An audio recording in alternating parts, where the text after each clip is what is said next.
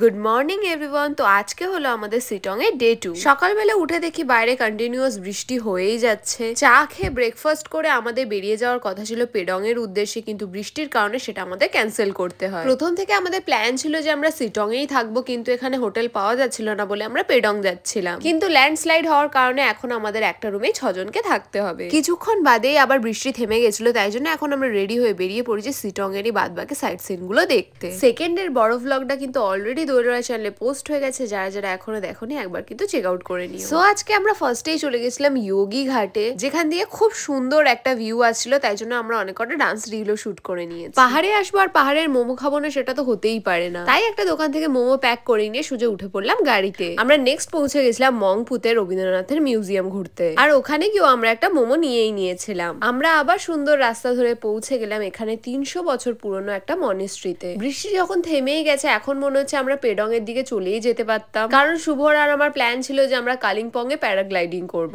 যাই হোক, সব সাইট সিন কমপ্লিট করে আমরা হোমস্টেতে ফিরে এসেছিলাম। দেখা হচ্ছে তোমাদের সাথে নেক্সট মিনি ব্লগে। Bye bye.